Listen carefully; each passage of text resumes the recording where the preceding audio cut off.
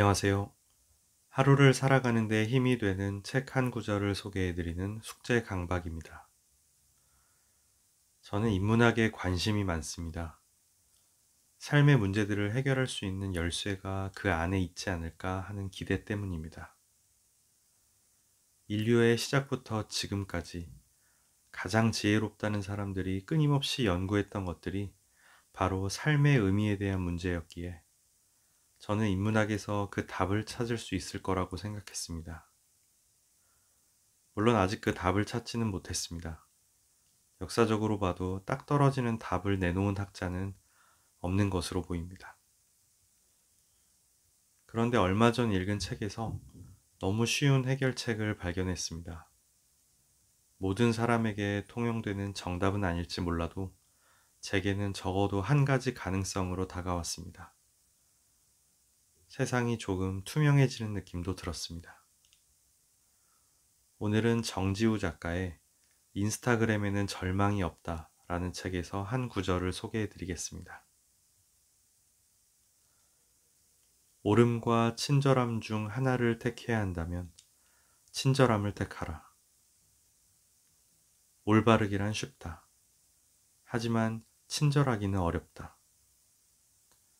올바름은 언제나 정해진 기준에 따라 자신의 행동과 삶을 맞추면 달성된다. 그런데 인류의 역사는 올바름의 기준을 부단히도 고쳐온 과정이자 올바름이라는 폭력 아래 무수한 타자들을 굴복시켜온 시간이기도 하다. 올바른 것을 행한다는 명분 아래, 그에 대한 손쉬운 복종 아래, 눈앞에 타인에 공감하고 그를 사랑할 수 있는 기회가 수없이 사라졌다. 그 올바름의 역사는 여전히 진행 중이다. 부드러운 마음, 타인을 있는 그대로 만나는 순간 편견과 차별 없이 일어나는 공명은 늘 올바름 앞에 힘을 잃는다. 친절은 상대에게 자신을 내어주는 순간에 대한 묘사다.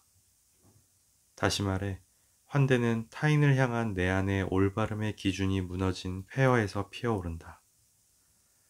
진정으로 친절하기 위해서 우리는 항상 무너져 있어야 하고 열려 있어야 한다.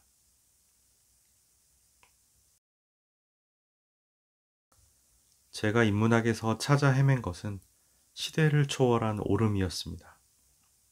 그것만 찾으면 인생을 살아가는 올바른 방식을 알 수 있고 모든 사람이 그것을 실천한다면 세상의 거의 모든 문제들이 해결될 거라고 생각했던 겁니다. 하지만 오늘 읽어드린 구절처럼 옳음은 차갑고 딱딱합니다. 나의 옳음과 상대방의 옳음도 같지 않습니다. 그래서 옳음을 추구하는 사람에게는 세상이 고쳐야 할 것 투성이입니다. 그 안에는 상대해야 된 애틋함과 배려 따위는 들어가 있지 않습니다. 고쳐야 할 것과 고쳐진 것, 두 가지만 존재하는 세상입니다. 반면 친절은 옳음에 대한 기준이 없이 그저 열려 있습니다.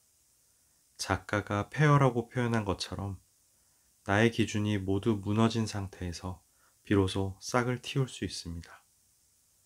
그것은 온 세상을 바꾸지 못하지만 적어도 내 세상은 바꿀 수 있습니다. 제가 답을 찾고자 했던 건 세상을 조금이라도 더 살만하게 만드는 정답이었습니다. 내 주변도 바꾸지 못하면서 온 세상을 바꾸고자 희망했습니다. 이렇게 쉬운 답을 옆에 두고 말입니다. 선의가 바탕이 된 친절. 세상을 살기 좋은 곳으로 만드는데 이만큼 간단하고 확실한 방법도 없어 보입니다.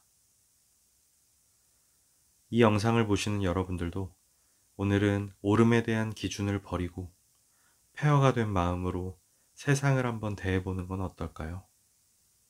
숙제 강박이었습니다.